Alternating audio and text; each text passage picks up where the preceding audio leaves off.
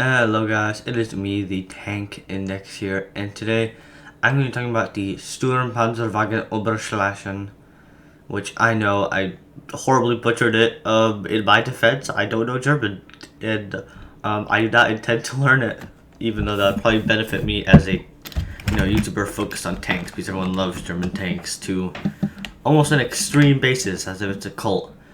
But I know this video is late. It was supposed to come out yesterday, and I apologize for that. I was out with some friends and was unable to make the video in time. I promise I will try my best to stick to my daily upload schedule of Monday and Friday. So onto the history of the tank first. Of course, you won't see any real images of the tanks because I couldn't find any, and I doubt they exist. But so there's just some models someone made and a drawing. So, it was nearing the end of World War One, and it was very clear to even the Germans, who loved the A7V, that it was just too expensive and required too large a crew to be, a prominent solution. It was fine as the first tank, but they just couldn't produce it. I mean, literally, the 20 models were handmade. It wasn't even made out of factory. That's how big it was. So, it was decided to produce a mass-producible, lighter tank that could spearhead assaults. Sort of an FT, but better because it was the Germans, and if they were going to make a tank, they wanted it to be the best it could be. So 13 companies bid for the design in spring 1918. A design by Captain Müller was assigned to the Oberschlesien, or Upper Silesia, which is also where the tank name comes from, Eisenwerk of Gleiwitz. They had partially completed 2 prototypes by October, but the war ended before it had actually been completed, and the prototypes were likely scrapped by the Allies after the war because I'm pretty sure they pissed their pants at night thinking about Germans with tanks. Onto the actual statistics, it would be armed with a single 57mm or 37mm cannon on a fully rotating turret similar to the FT, but also it would have 2 MG08s on a forward and backward turret, which did not have 180 degree vision. Or they did not have 360 degree vision. They had more like 180, so almost like sponsons, which would be armed with armor-piercing rounds for anti-tank purposes if they needed to, or just normal bullets for anti-personnel use. It only weighed 19 tons and had a 5-man crew, a far cry from the A7V's 33 tons and 18-man crew. So 19 tons is still a lot heavier than the FT's 7. It has 14mm armor, about half the A7V, but this did let it go faster with less breakdowns.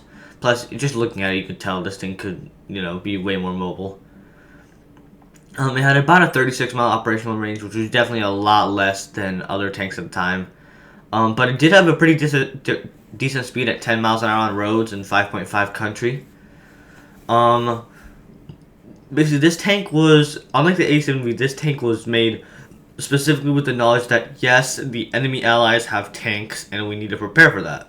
So, armor-piercing rounds, specifically, the big-ass turret on the top, which could take out enemy tanks.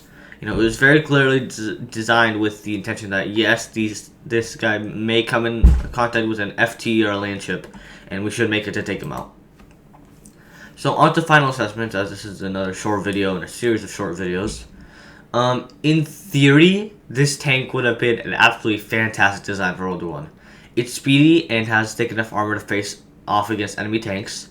It can maneuver the trenches and make its way out of a crater, moving through the enemy lines and doing its job as a spearhead tank to launch assaults well. It's perfectly armed against enemy armor, vehicles, and infantry with AP rounds, normal machine gun rounds, and a cannon. As a light, mass-produced tank, it would have been perfect for any army's main tank at the time.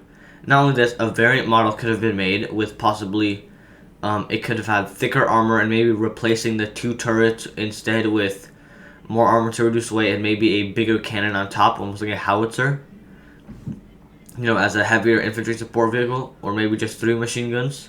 So, this chassis would have worked, basically, you could make a tank out of it, you could make a tank destroyer, you could just make the normal model. The chassis works perfectly. However, the situation is just far worse in practice. Germany was just in no place to mass produce this tank by the time it was designed. Even if they could, they were already screwed. While it was a great tank at the time, it just had unsuitable circumstances for its use.